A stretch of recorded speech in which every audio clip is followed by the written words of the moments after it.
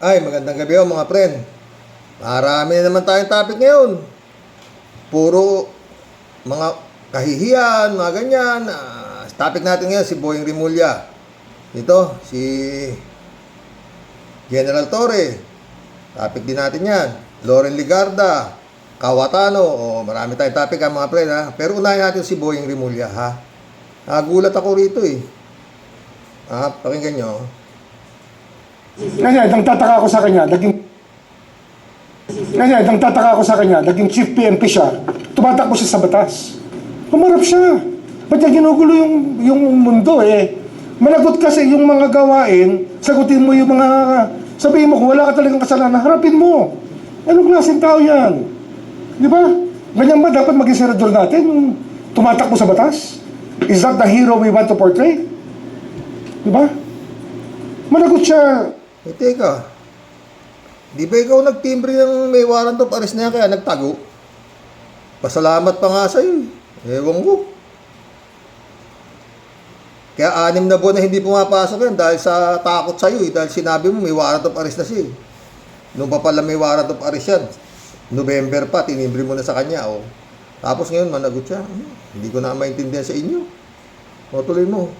Harapin niya lang ang mga paratang at sagutin niya na maayos kung wala talaga siya kasalanan. Flight is indication of guilt. Di ba?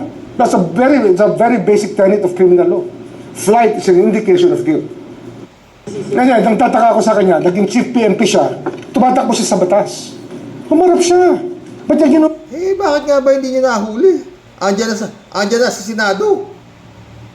Anong ginagawa ng kapatid mo? DILG pa. Ay nako, ewan. Punta tayo kay General Torre. Ganda-gandang nandiyan si General Torre. Natanggal. Pinalitan nyo ng Nartates. Wala naman pala. Sana Ito, sir, Pasig City, Metro Manila, sir. Yan, itong kay Sylvia Minate, Semanes po. Pasig. Oo. Ito, nung hinaharang ni Turon, si General Torre, napasukin yung kingdom. Pero kay General Torre, wala akong pakialam yan.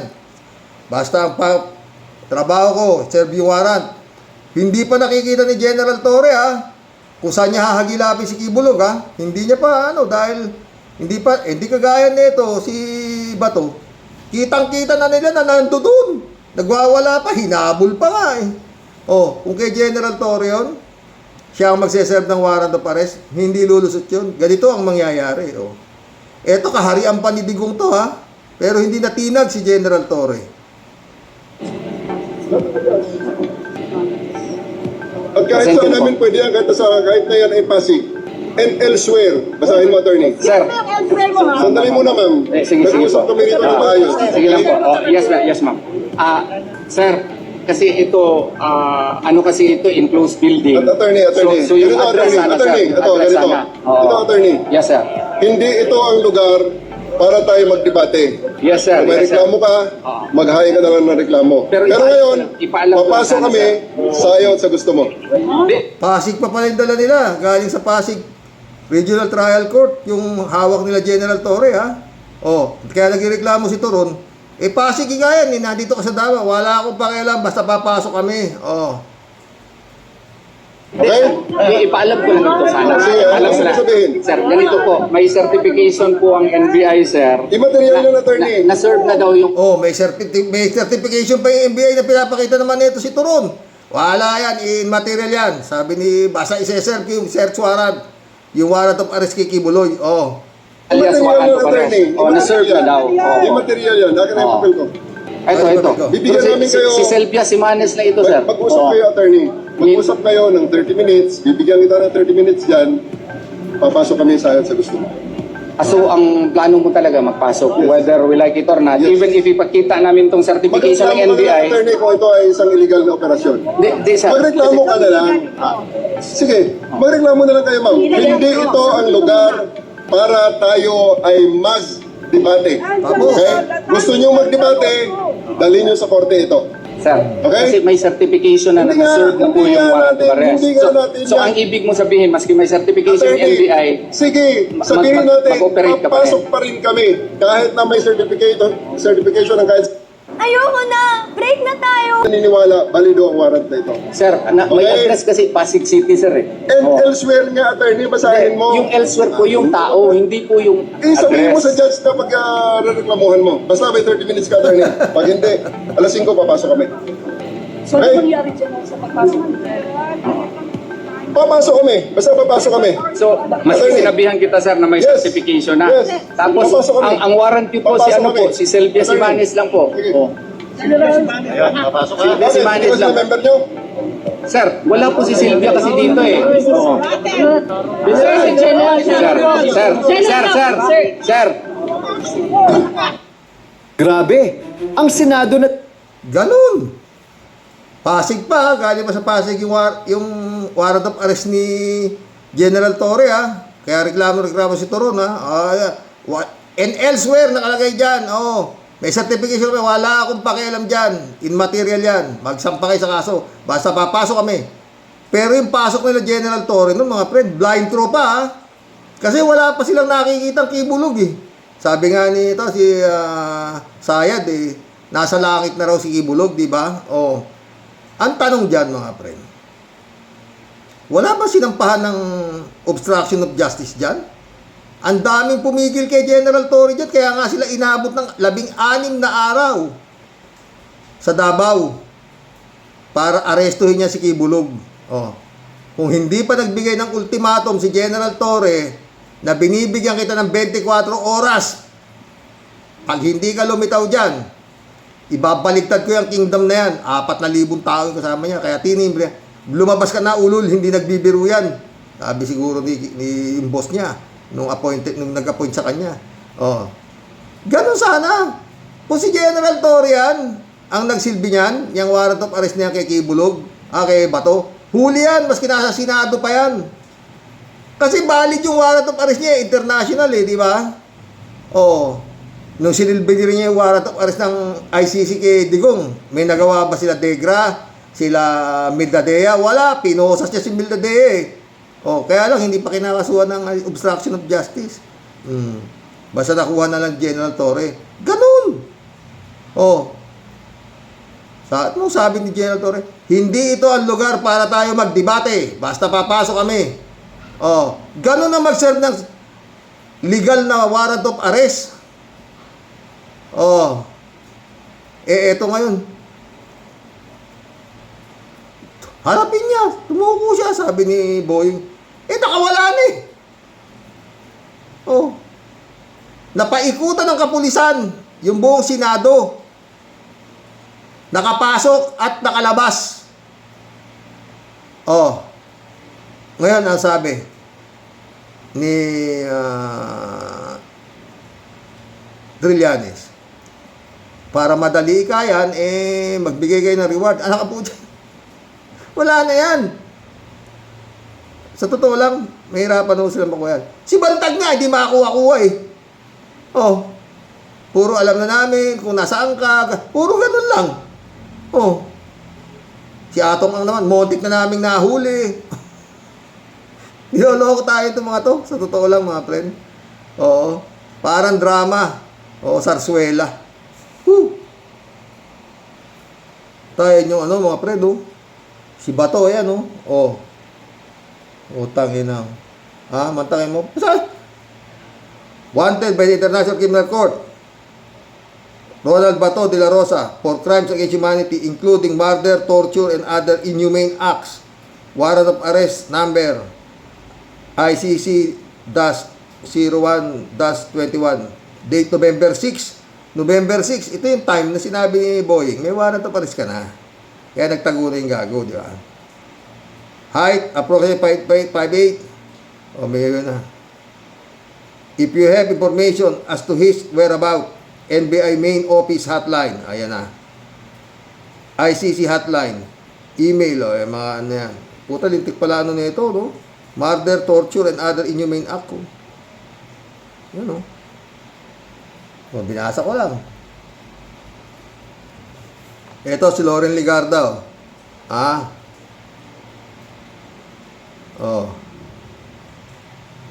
Tuluyan na nga po tinanggal ang Assumption College Sa lalawigan ng Antique, ang larawan ni Senadora Loren Legarda. O, ayan, tinanggal na.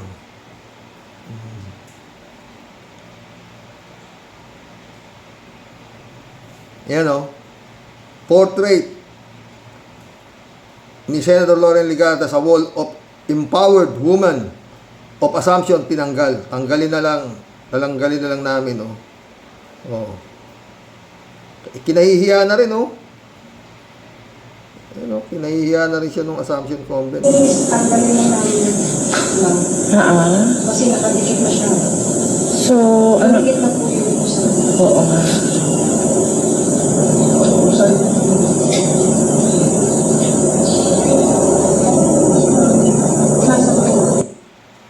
Tanggalin mo namin. O siya, kinakahiya na. Di ba si Chis Escudero rin, kinakahiya na ng UP? Oh. Marami pa yan. Mga nakapagtapos, pagkatapos ganyan ang ginagawa, mga walang kakwenta-kwenta mga politiko. No? O ito, dinadakdak dito si Cayetano. Kala mo talaga matinong-matino pa yung sinasabi nito eh. Kayo ba maniniwala dito sa sinasabi nito? So lahat po ng kinakalap nila na ito po'y lahat na nagaganap para protektahan lang po ang isang tao ay hindi katotohanan. No. Hindi po kami magko-convict. O tayo na parang totoo, no? Para protektahan lang daw isang tao, hindi raw na katotohanan. Eh no, sinong ginagago mo? Sinundo mo pa nga si Bato para mapalayas ninyo si Tito Soto at makamkam ninyo yung kapangyarihan, kayong tracing Judas ang tawag sa inyo, di ba? Hindi raw sila magkukonvict? Dahil lang po sa politika, hindi rin po kami mag-aakwit dahil sa politika. Impartial impeachment trial ang nasa konstitusyon, yun po ang balak naming gawin. So lahat po ng kinakalap nila na ito po'y lahat na nagaganap para protektahan lang po ang isang tao ay hindi katotohanan. Hindi po kami magko-convict dahil lang po sa politika, hindi rin po kami mag-aakwit dahil sa politika. Impartial. Sabihin mo yung kiki mo, hindi kaya kinikilabutan itong mga ito, ng mga boss, para makapagsalita ng ganito? Ha? Puta. Ang kakapal na mukha talaga nito, wala ka ibang masasabi. Ibig mo sabihin, titingin kayo sa ebidensya? Tanginang yan. Ewan ko, mga friend.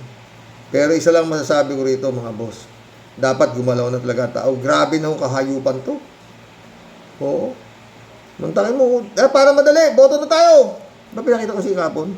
Paano nangyari yung Senado? Para makamkam nila yung sila 13 Judas. Di ba? Grabe ho talaga. Ang sarap po makinig. Attorney Mel Santamaria. Attorney, siguro reaction niyo po muna doon sa nangyari sa Senado. Of all places, doon pa nagkaroon ng barilan. What do you think of this, sir? Well, alam mo, Christian Victoria, nainis ang madami sapagkat nakita natin ang lahat ng sakit sa sistema. No, nakita natin lahat ng sakit sa sistema. We saw all the sick things in the system.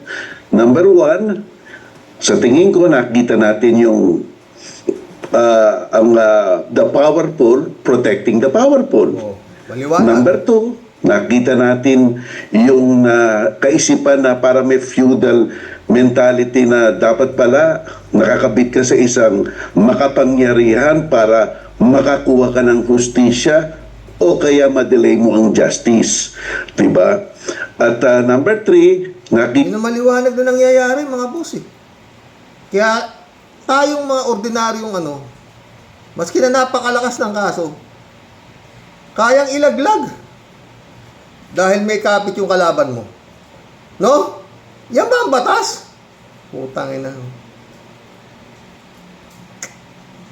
natin yung tribe mentality na kung kasapi ka sa tribo nila, whether right or wrong, at all costs, talagang poprotektahan mo sila. Kasi sa tayong mga nanonood na ordinaryong tao, nakikita nating maigi ang double standard ng justice. Kaya minsan naiinis tayo. Bakit gano'n, ano? At yung ano pala, basta't powerful ka, politiko ka, influential ka, nawawalan sa isayang accountability. At isa pa, yung accountability, it was viewed as an attack. Di ba? Parang, wow, parang ibang klase na itong nakikita natin. Kaya madami sa atin ang naiinis sa nangyari. Bukod sa legal, bukod sa usaping legal. Ito yung usaping practical, societal, psychological ng mga pangkaraniwang tao. Ganun pala, it's the rule of men and women rather than the rule of law. Kasi parating sasabihin natin, due process, hulihin ang mga nagkamali. Pero pagdating mo sa pinto ng Senado, tigil muna. Hindi pa pwede yung ganon. Di ba? Hindi pa pwede yung ganon. Dapat may consistency. Yun muna, yun ang reaction ko. From the unlegal perspective, no? Pero kung ang tinatanong nyo sa akin, Kung bakit kasi tinanggal-tanggal si General Torre. Ang ganda-ganda ng serbisyo. Dinakip si Kibuloy, dinakip si Digong. Malahin mo natanggal. Pinalit si Nartates. Sinasabi na nga nun na yung Nartates, tao ni Amy. Ngayon, nagpalit na pagkaagaw nung kapangyarihan sa Senado, nito si Cayetano, pinalitan na yung Sergeant at Arms. Pinalit na naman itong barkada ni Bato. Laya. Dramang maliwanag eh. Tayo pa ba naman? Hindi naman tayo. Sabihin mo ng konti lang utak natin. Puta, ito matatalino na to eh. Talagang alam nilang kagaguhan yung nangyayari na yan eh. Hawak mo yung warrant of arrest ng International Criminal Court. Nasunod yung gustuhan ng Senado. Tangay lang yan. Hindi pwede kay General Torre yan. Excellency, balik mo. illegal, ang legal dyan, yung issue ng ICC warrant. Iyan ang kaya hindi pinahuli dahil nga hindi tinatanggap ang ICC warrant. Pero alam mo, tingnan natin ang mabuti yan. Kasi sa ating international law, merong mga crime against humanity, genocide, piracy, na sinasabi na kahit sinong bansa pwedeng litisin yan. At sabi ng ating konstitusyon, tinatanggap natin ang international law bilang bahagi ng ating batas. We adopt the generally accepted principles of international law as part of the law of the land. So that noong 2009, mantakin mo naman, kino-sponsor ni Richard Gordon, ni Senator Miriam Defensor Santiago, yung tinatawag na Republic Act 9851. Yun na yung crime against humanity natin bilang tulay sa international law. It was the bridge to connect to international law. At ang sinasabi sa Section 70 noon, kung ang isang international tribunal ay dinidinig na o nililitis na o iniimbestigahan na ang isang taong pinaratangan ng gumawa ng crime against humanity, ang gobyerno ng Pilipinas, pwede nang pabayaan yon. Kayo na lang. At kung kinakailangan, pwede pang i-transmit natin yung pagkatao ng suspect sa kanila. So makikita mo, may bridge na, Republic Act 9851, para makonect tayo sa international law. At alam mo, Christian, Victoria, napaka-visionary nila Senator Defensor Santiago at ang Senate President pa nun, si Juan Ponce Enrile. At ang pumirma niyang batas na yan, si President GMA. Kaya nakita nila na ang sitwasyon, maaari magkaroon ng sitwasyon na ganito. Ito na nga, nagkaroon Ngayon na, ito na tayo. nangyayari ngayon, opo. Attorney, posible bang mayroong maging legal accountability ang liderato ng Senado or kung sino man po yung mga officials na sinubukang harangin yung pagpapatupad ng arrest warrant? Kasi kung sinasabi po ninyo, meron naman tayong umiiral na batas through RA 9851 na pwede naman gamitin at sundin, pero may mga opisyal na parang sinusubukang Ayaw harangin, kilalanin. ayaw kilalanin. Mayroon ba sila maaaring pananagutan doon? Okay, meron tayong batas ulit. Presidential Decree 1829. Ito yung batas nating obstruction of justice. Ano ba yung obstruction of justice? Ang sino mang taong mag-impede, frustrate, delay, obstruct ng aprehensyon ng isang suspect ay mananagot sa batas at ang kapurusahan ay maaaring umabot ng 6 na taon. Kaya lang alam mo, Christian at Victoria, sa ating batas, dalawa ang uri ng krimen. Isang tinatawag na mala insect at mala prohibita. Yung mala prohibita parang mga jaywalking yan. Gawin mo lang, whether may good motive ka, may ill motive ka, naiihi ka lang, pwede ka nang hulihin. Yung pagtatapon ng basura, gawin mo lang, huhulihin ka na. Because yung mere Mantakin mo gaano kalupit ang batas para sa mahihirap. Nagkarakrus lang. Hinuli, kinulong. Di ba? Oh, hinanap ngayon ng anak niya. Yung tatay niya, puntahan na dahil gabi na, yung pala nakakulong. Na leptospirosis yung bata. Matay. Oh. Kawawa talaga mahirap dito sa Pilipinas. of the act, yun na yung krimen. Pero dito sa mga kasong to, yung mala insect, dapat knowingly, intentionally, meron kang ulterior motive. Dapat may mapatunayan na may criminal intent ka. Dito pumapasok Yung matanda, nanungkit ng mangga, nagnakaw ng mangga, nakulong. Ito si Bato Crime sa Humanity, putangin lang yan, protektado na Senado. Tapos ngayon na, wala nang huli. Bantag, nasa kabat. Mukha safe na safe ka dyan. Diba? Hindi mahuli-huli sa bantag. Malapit na matapos yung termino nito si PBBM.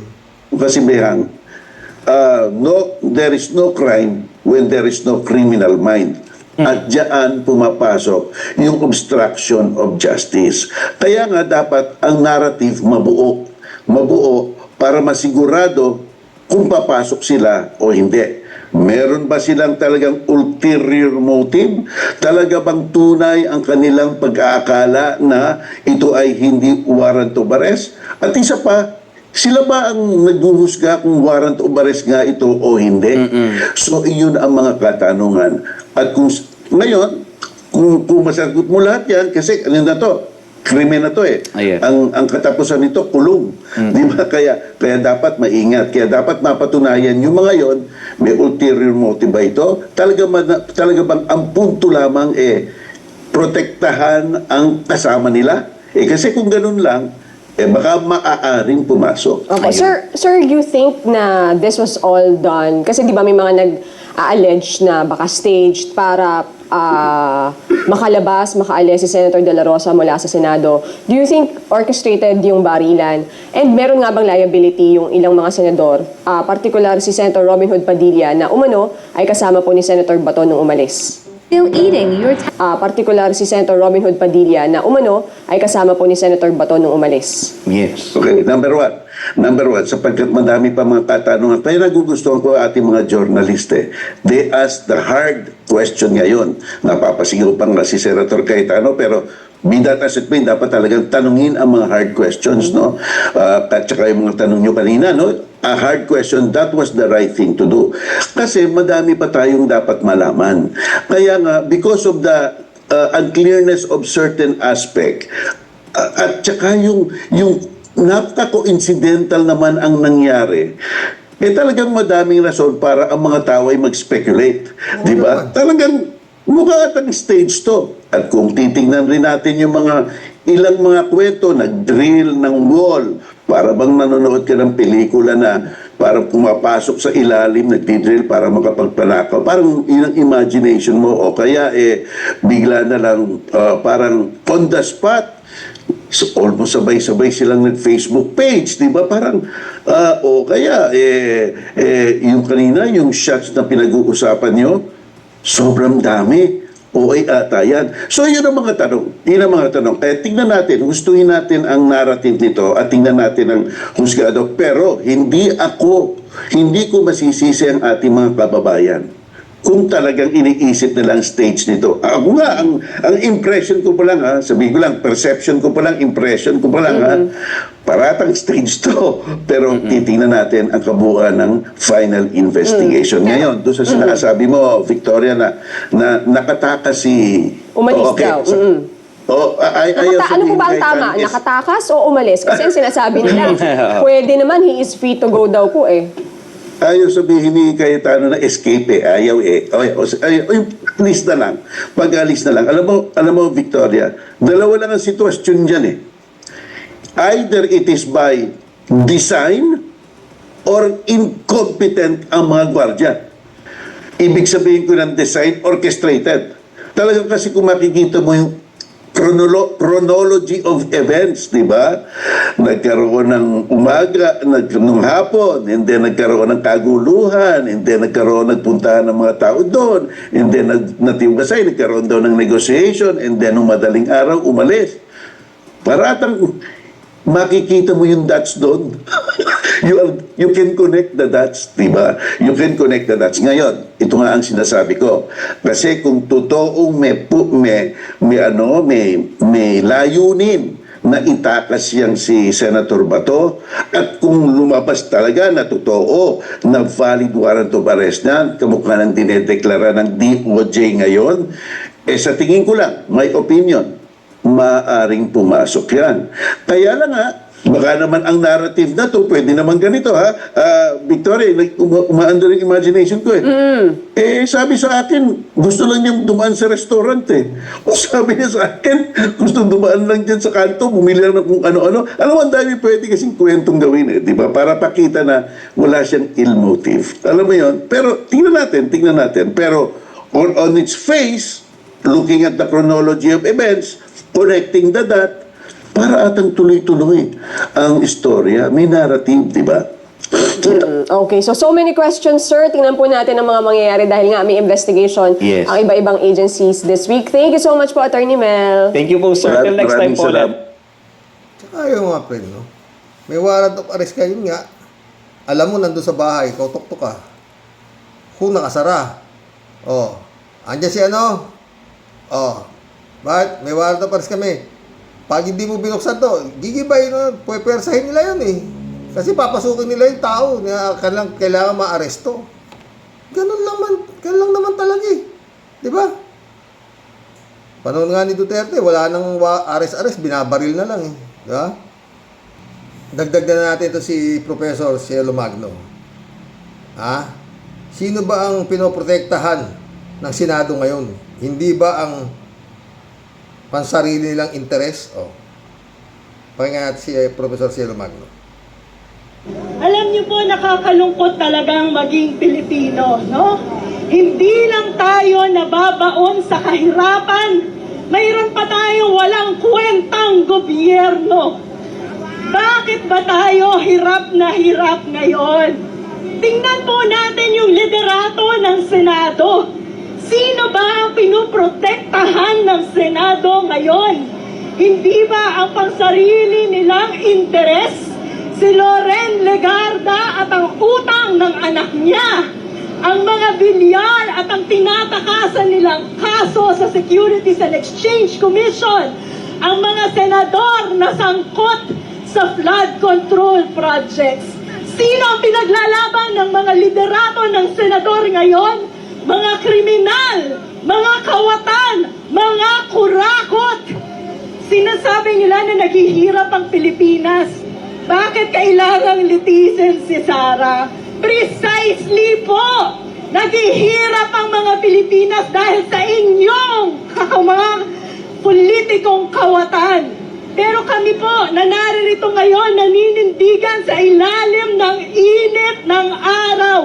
Patuloy na pinaglalaban ang demokrasya dahil naniniwala na isang araw magkakaroon tayo ng pamahalaan na maninindigan para sa ating mga Pilipino. Isa pa pong nakakalungkot ngayon ay yung madinig na mismong ang mga taong hinalal, ang mga tao sa pamahalaan ang nagpapakalat ng fake news. Hindi raw pwedeng arestuhin si Bato dahil walang local na warrant of arrest. Isa po yung kasinungalingan. Kahit ilang libo pang resolusyon ang ipasa ng Senado, malinaw na malinaw ang batas. Panagutin si Bato, i-turn over sa ICC. Pero ano ang ginagawa ng ating Senado?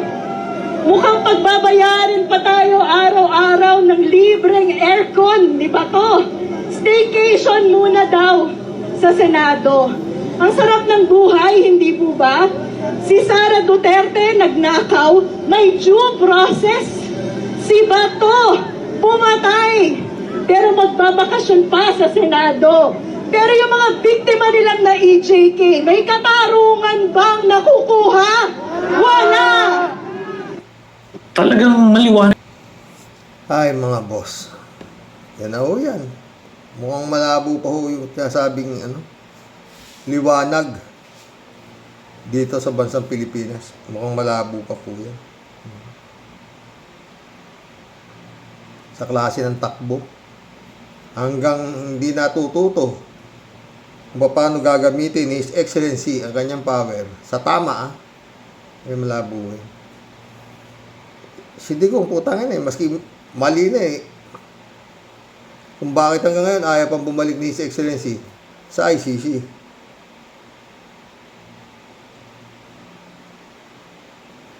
Librado Ludovico, shout out. Okay lang kahit halo-halo, topic, blessed morning, Karoks at all warriors. Itong si Caldero Kawatano, pinakaswapang na posisyon, sang-ayon. Ako, Karoks, may money involved dyan. Si Caldero pa. Siyempre. Maski pa matalo na yun. Baka bilyon na yun. Rolando Edralin, shoutout. Dapat yung tracing hinuhudas na yan ay pagmumurahin sa labas. Sa labas yan. Pag nakita ng publiko ng mga tao. Dapat yan, binudumog. Parang yung kikadapi. Ganun, dapat ganyan. Dapat hindi na nagpapakita at mag-resign na lang sa pagkasenador. Super kakapal na talaga ng mga pagmumuka. Put lahat ng tracing huda senador ay mga kampon ng mga Dutertes. Kala Tibaya, shout out. Miguel Edwin, shout out. Mike.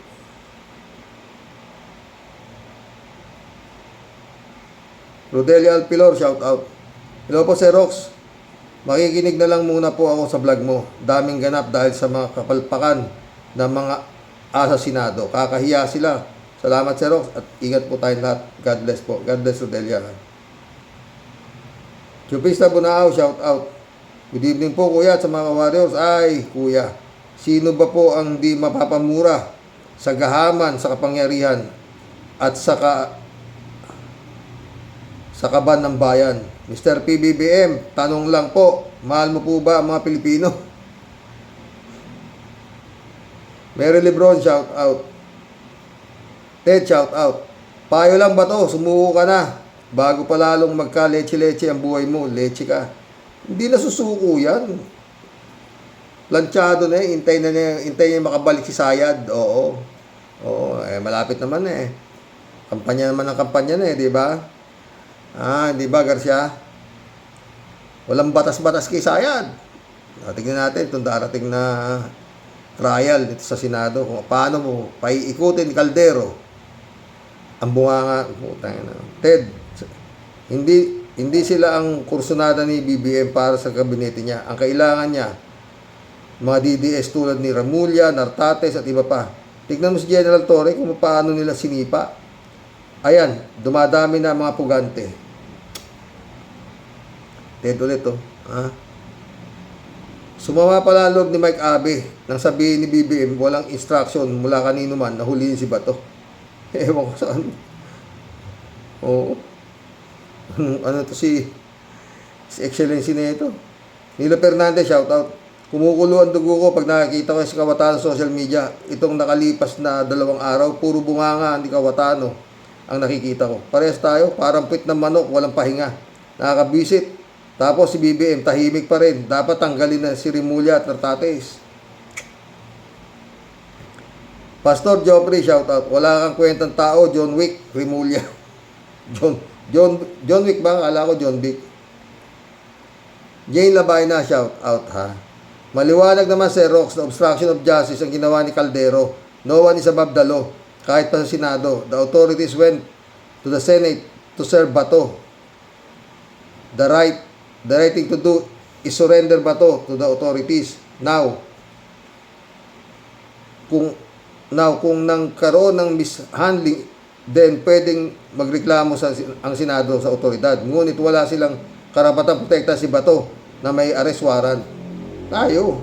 Si Caldero ay isang malaking epal.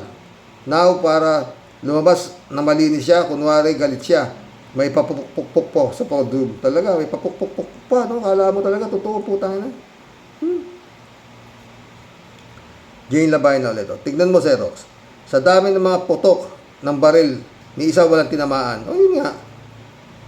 Not that gusto ko may tinamaan. Baka katakataka, di ba?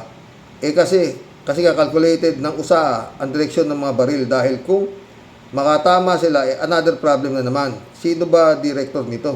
Hula ko si Kimo o si Jinggoy. Sabi nga ni Jinggoy, itago daw ang CCTV para walang ebidensya. Sino naman ng producer?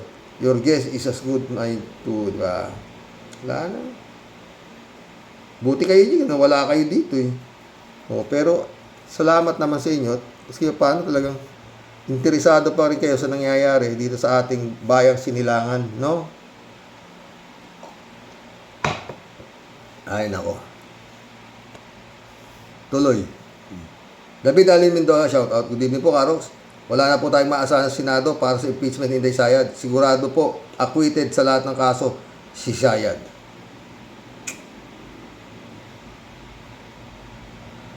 Dasal. David Dasal. Shirley Jaisel, shoutout. Di bali, Karox, hindi naman yan magtatagal sa Senate President. Baka next week mapalitan na niya si Mr. 10K. Ang lagay ba, ganun lang mapapalitan si 10K? Pinaghirapan yan, puta na. Kinapalan niya yung pagmumukha niya. Mantakin mo yung ginawa ni 10K. Ang puta, kinuha yung si Bato. Kinausap, puta. Kailangan makuha natin ng kapangyarihan sa Senado. Kasi nandyan na yung impeachment. Puta. Diba? Tignan natin paano i-dribble yan. Putangin na talaga. Diesel, shoutout. Xerox, parang bantag na naman itong mangyayari kay Bato. Patatalsikin muna, tsaka hahanapin. Rimulya style. Sinabi mo pa. David Ali Mendoza ulit. BBM, nasa iyo ang beat. Huwag mong bibitiwan si Bato. Gawin mo na ang nararapat hanggang may panahon ka pa. Ewan. Retiring soon, shout out. Boss, palagay ko, Dikoy lang yung pagpunta sa airport ni Robin Hood nung pagtakas ni Bato. Walang nakakita kay Bato at walang nakita na sumakay sa aeroplano at papeles lumipad si Bato. Nasa Luzon pa yan si Bato, baka aantayin ang helicopter ni Kibulok at ililipad sa Davao. Malamang, friend, malamang. Jane Labay na ulit to.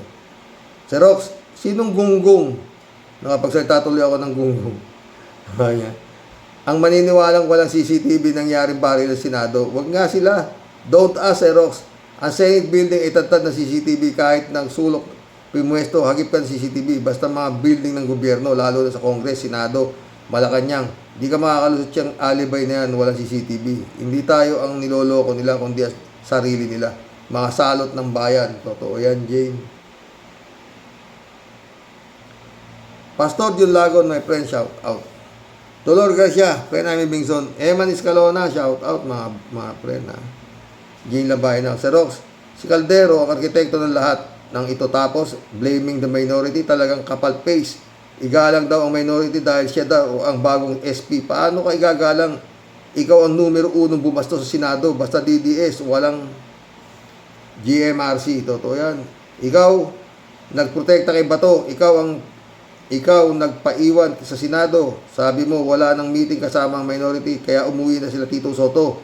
nung nagbarilan, kasalanan ng Mayrote. Gunggong ka talaga, Caldero. Isa kang bangungot ng bansa. Galit na si Jane.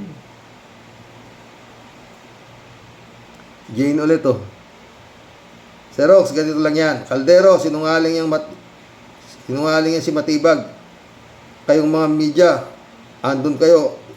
Islam nyo under siege kami. Alam nyo under siege kami. Mga NBI nakapasok sa Senado.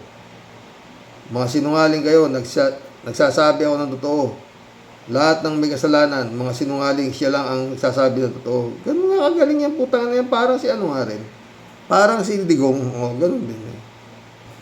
JTV, shoutout to DM Tol at sa lahat ng mga subscriber. Langya, ang gulo ng bansa natin. Ganun talaga eh. Walang matinong mahawak eh. Talagang gulo yan. Friend Sherby Sapeda, shoutout. Christian Sen, July 7, Alcantara. Analisa Apolinar, shoutout sa inyo mga friend. Ha? Abitia Delio. Ako po, Xerox. Masasabi ko lang po, sa lahat po ng mga kawalangyang nagaganap, maparusahan po dapat ang maparusahan. Si Boy Lamon na nagtakas kay ulong kasing tigas ng bato at ubod po ng duwag na tao, dapat po yung si Boy Lamon ang unang isalang sa elektrika. Wala na po tayong magpaligoy-ligoy. Magligoy-ligoy pa. Kitang-kita na po na lahat ng kanilang palabas sa drama. Pinagplanuhan po nila lahat. Yung panay ng sabi ng nagbabagang init ng tag-init. Puro magtatag-ulan na kahit usok wala pa rin napapakita. O eto po, pagkakataon mong makabawi, Sir Pogi ng Cavite, kung talagang tunay po tayong bida at hari ng angas, sir, nakalatag po sa iyong kaharapan ngayon ang dapat mo pong biyabitin para maibitin po ng mga pinutukan po na nintig ng mga patiwarik. Andyan si Kawatano na sobrang walangya, grabing itim ng budi at kaluluwa. Dapat pong mapalayas yan dyan sa Senado. Wala pong karapatan ang isang halimaw na mamuno at magpatupad ng puro windang at baluktot na batas. Tas si Arte pang siya ang inaatake. Buisit. Pag-aari mo ba Senado na hinayupa ka? Lumayas ka nga dyan dahil nanggigigil na taong bayan sa lahat ng kawalangyaan na ginagawa ninyo. Dapat talagang kasi inyo, ikaw ang itapon sa kumukulong asupre. Magsama kayong tatlo ni Boy Lamon, duwag na bato sa impyerno. Mga leche, kinam, mga bisit. Wala, friend. Marila Pabianak, shout out ha. Contradicting na naman ang mensahe. Di uso ang group chat sa gobyerno, may valid warrant from ICC pero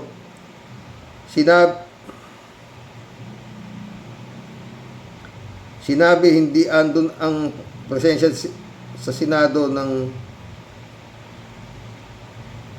JL ng Cavite High Bato na naging hangin pa. So ano ngayon, ngangauli tayo? Yun nga, yung nangyari. Asan sa lupalop na bato ngayon? Bakit ba kasi yung matitino tinanggal at yung mga malalamya ang inilagay? How I wish and I miss General Torre. Sa ganitong sitwasyon, alam niya na ang plan A, B, and C. At yung pagiging matalinong desisyon niya sa oras na may nakikita siyang panganib. Ang bilis niyang nasa katuparan ng misyon niya, go to the Hague si Digong. Anong